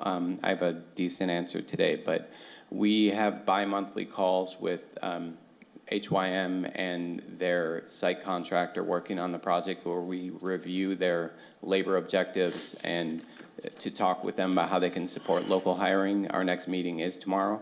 At the last meeting and subsequent kind of working group meetings to follow, we helped plan out the job fair that was held at Suffolk Downs last month, and is certainly front and center of our planning efforts, and was another item that I talked with my team about today. I think currently the job site's limited, right? They're just in the first early phase. They're building out Amaya, primarily their first residential development, so they don't have a ton of folks out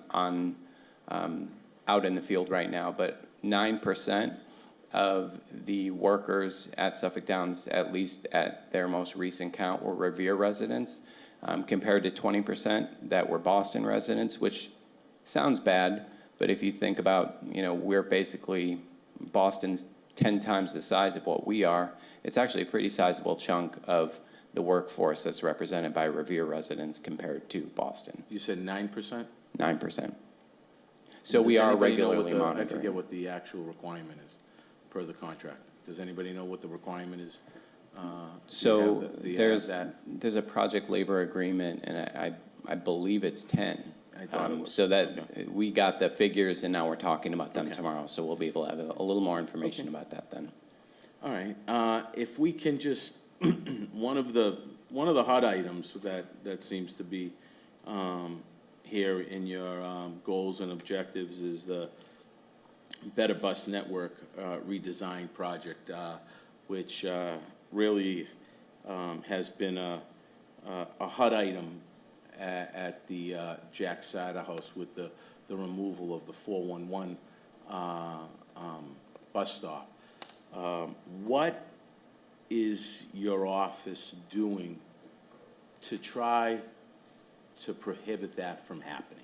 Because that's a major issue down there at the Sada House, and I don't know where we stand as an administration and people in your department in terms of trying to voice our concerns on not having that actually removed. So what progress have you made? Is there any progress? Where do you stand? You know, obviously it's been an issue, so can you elaborate a little bit with that? Sure, good question. I know it's been an important issue in the community. You know, we are regularly communicating with the MBTA and their Better Bus redesign project as a whole. Certainly I'm coming into this sort of midway through, really at the tail end of a very long community outreach process that they've undergone to do this Better Bus redesign. I'm not as well versed in the data that went behind the change, but it was my understanding that this change, like many others within the network, was done based off of demand and ridership. But again, I'm maybe not the best mouthpiece for the MBTA. I think one of the things that we can do in my department, we hold monthly coordination meetings with the MBTA, and I saw, I believe on the last council agenda, there was a petition to bring a representative to come discuss the Better Bus Network redesign and that spot in particular, and we'd be happy to facilitate that meeting, bring them here, have more of that data and input so they can share their thought process with the council. Yeah, I think that's very much needed before they decide to actually take away that bus stop. So I know they've tried in the past, previous years, and they postponed it. So I know the people and the residents at the Jack Sada House are really alarmed about that. So whatever we can do as a city to try to put pressure on them to actually stop that removal of that is what I'm hoping to see from, you know, maybe your department and being an advocate and a voice, you know, for the residents over there as well, you know, rather than just agreeing with what they feel is equitable or, you know, for other people as well. Our seniors are a major concern, and I think, you know, having a voice from your department would be helpful as well, to be honest with you. Understood. Thank you. Okay, and I just got, if nobody else has any questions, I just got a couple of questions regarding some budget line items. So if you, obviously the opera funds has been always a major concern with us, and the funding cliff is going to happen, and trying to figure out what the solution is what we can do in terms of a solution. And, you know, obviously bringing all those employees over is well over $500,000, almost close to $500,000, okay, in your department. So we were hoping to see more grants as well, and you know, not rely on, you know, it's hard to rely on opera money when we know that that's going away, you know, but bringing it onto the general fund is obviously just going to impose a higher budget and other issues as well. So that's always been a concern.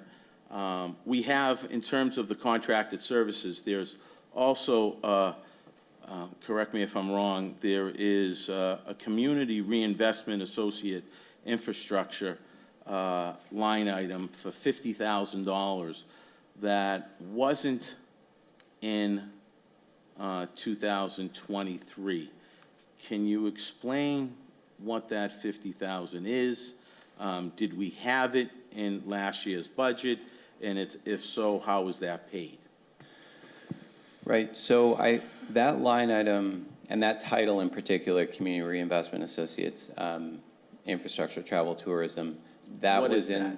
right, so last year it was used to fund a planning consultant who did a variety of projects for the city, for example, helping us to secure earmark funding and then Mass Works funding to help support the redesign of the 1A roundabout, which we received about $13 million in total from both an earmark and a Mass Works grant on.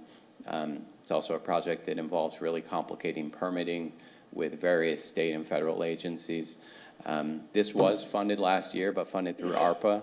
The line item carried over from last year to say Community Reinvestment Associates, but in fact, this year we're going to be going out to bid, or I should say for an RFP for a planning consultancy support. That name is actually the name of a consultant who had worked with the city previously. But this work, you know, is really to help support our planning efforts. We, for a city of our size, our planning department's actually quite small compared to some of our peers. Our neighbors in Chelsea have a team of 17, just for context. I think we don't need a team of 17, but I think what we have, we could use some additional support, and that's where those consultancy funds come in handy. You have an idea on how much was paid through the opera money for that consultant firm last year? 90,000. 90,000, okay. Okay. Okay, all right, I guess that seems to be the questions that I have. Any other questions from anybody else? Okay, Tom, well, thank you for your work and everything that you do for the city, and I appreciate you coming up here and explaining everything you've done. Thank you. Thank you.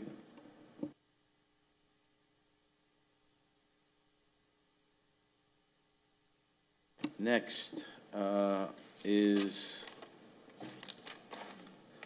engineering.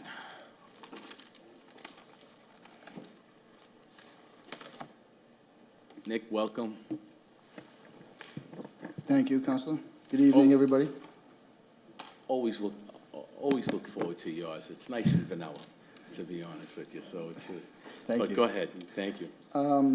So generally speaking, you'll notice that it's almost exactly level funded from last year. There's not a lot of changes in terms of operational monies and things like that.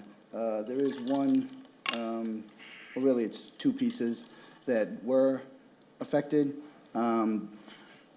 We were able to bring on finally a staff engineer after a very long and arduous search. We did find somebody that was very qualified that we were able to bring on, and he's included in the salaries part of this budget. What also is affected by that is that you'll see there is a decrease in the consulting services, and those are directly related. The thought was that with a new staff member, we're able to keep more work in-house, and that diminishes our need for outside consultants. So those are the kind of the highlights. Everything else is pretty much the same as it was 23. Great, thank you, and that's pages 96 to 102, for those that don't know, but I can open it up to some of the councilors, if any. Council Maravito. Just a quick question. Are there any ongoing infrastructure development plans beside our water pipes? So we have improvements in process for water, sewer, and also drain infrastructure. You have probably seen a lot of the sewer-related, sanitary sewer-related projects, which are driven a lot by the consent decree and those requirements. And then water improvements also. We have a few jobs that are out, looking to get started recently that were just bid. Those include gate valve and hydrant replacement, water main replacement, and then also lead services, just to name a few. And then on the stormwater or drainage side of things, we do have a job that was, hasn't been awarded yet, but it was bid for improvements to drainage on Orvis Road. And then we're looking at design improvements for a variety of other locations, some that include Liberty Ave in the North Revere area, and then some others that are in the works related to Trafone Brook, and then also in the later years of the CIP, some drainage improvements in the Library Sewell Street neighborhood. And then we're just about finished up with drainage improvements at Sherman Street and Griswold Park. So those are just a few highlights of, the utilities that we deal with. I want to thank you for that long list. And thank you for all you do. You've been a city employee for a long time, been running the engineer department, and you've been running it with the same staff for so many years. So I'm glad you're getting an extra staff member. I think most people don't realize what your department does, the average viewer. So I asked that question so people can see how much your department does. And if there's any way I can be support to your department, let me know. Thank you. Appreciate that. Thank you very much. Thank you, Councilor. Councilor Novoselsky. Thank you, Mr. Chairman. I agree with Councilor Morabito that your staff is terrific.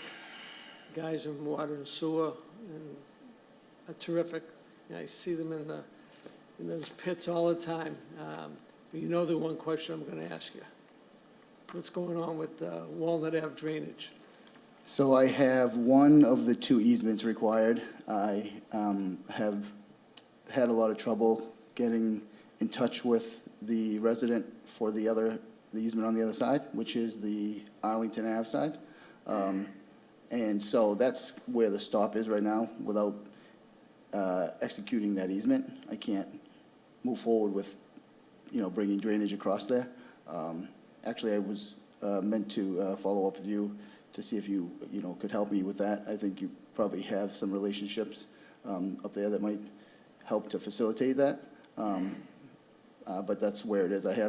We've sent notices out. I've, gone and tried to knock on the door, and I've had essentially no response.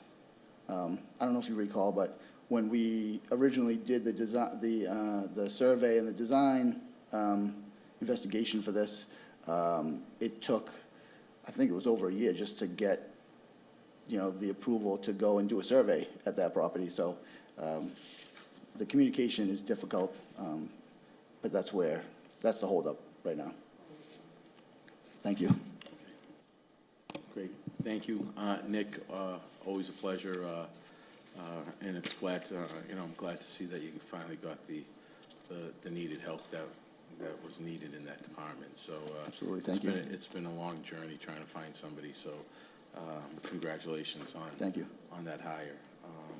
And if there's no further questions, Council Zambudo. Nick, congratulations on your staff engineer. That's quite a Thank you get very much. after all these years. One-man band down there. Thank you. I'm happy for you. We're very excited about it. Yeah, thanks for your service. We were starting to wonder nobody wanted to work with you, Nick. But thank you, and great. Thank you for your service. Thank you very much. All right, we can continue on. There's a few more. We can go start with the city clerk. Ashley? Hi, good evening, Chairman Visconti, committee members. Thank you for having me today. My total budget this year is $375,778. This is essentially a level-funded budget, except for the contractual Unit B collective bargaining agreement, small 3% raise for my staff members. If anyone has any questions, I can take those. Great. Let's double it. Listen, the amount of work her office and Ashley does for the city council, for the 11 of us, is, there's no words to express her value to the city as well as to this council. So, you know, let me be the first to say, Ashley, thank you on behalf of myself and the city council. We really appreciate and would be lost without you. So we can't thank you enough for all the work that you do. And your budget always is, even though we would probably give you whatever you want up here, you know, but that being said, it's always level funded, and your professionalism in that department speaks for itself. So, in everybody in that department. So I want to thank you for your service and everything that you do for us. You know, we deeply and appreciate everything that you do. So, that being said, I will open it up to Council Zambudo first, and then we'll go through. How's that? Thank you. Thank you, Mr. Chairman. I just want to state publicly that we have the best city clerk in the state. Yeah. And I dare say further than the state, but I don't want to get crazy here tonight. But there's nobody more professional. There's nobody who studies the issues more than this city clerk. You know, if she tells you something is proper or not proper, that she's done her homework. And I'm happy to say that I was one of the few that had something to do with her being hired. So one of my best hires as a city councilor. Thank you. Council Silvestri. Yeah, I just want to echo the same. Ashley, thank you so much for everything you do for this council, and you do some amazing work, and so doesn't your staff down there. You guys are always dealing with a flurry of different people and things going on, so I commend you and all your staff. Thank you. Council Cogliandro. Thank you, Mr. Chairman. I'm going to one-up Councilor Zambudo, and I am going to say we got the best clerk in the entire country. Maybe the world, the universe. Let's keep going. You are the brains that makes us sound amazing and gives us all the information we need. You're the glue that keeps it all together. I know that I'm incredibly thankful for you, and I wouldn't know half of the things that I do now if it wasn't for your guidance and on everything. So thank you so much. Council Marabito. Thank you. Over the 10 years I've been on this council, I've looked to Ashley many times for guidance. You come into this role as a city councilor, and there's so much to learn.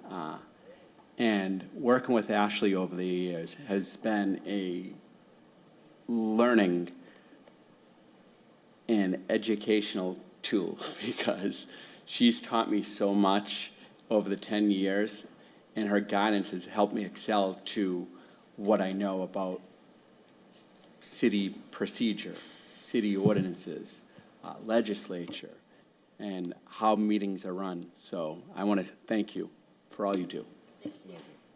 Thank you, Councilor Novoselsky. Thank you, Mr. Chairman. What can we say about Ashley other than what's already been said? But, you know, she is the greatest. I've been up here for 24 years, and when she came on with John Henry, it was a great move. And one of my best votes I ever made up here was voting for her for city clerk. And I was proud of that. I was glad I did it. She's a great supporter, even for the number of years that I've been on and seen things come and go and things happening. I'm still learning, and she's helping me out in many situations, and I appreciate it. And, you know, it's just great to know you and great to have you on board. Thank you. Thank you, Councilor. Great. Thank you, Ashley, for that budget. And we have just a couple of last two departments, Zoning Board of Appeals. seems to be level funded. I don't know if the council needs to go through that. And no, and then obviously our city council budget, level funded. Level funded again. Level funded, and I think there's only one line item of expenses, and that's attorney fees of $10,000. That's been on there. So that being said, I think this concludes the first of 5, I believe. And let me mention that we originally had the school department that was scheduled here, and we got late notification that Dr. Diane Kelly was not able to make it. We sent an email back to her to see when she will be available to come in front of us so we can discuss her budget and see when that date is. So we're waiting her response. What's that? No, we'll just wait that. How's that? No worries. Great. Thank you. This concludes the first Ways and Means Subcommittee budget. Thank you.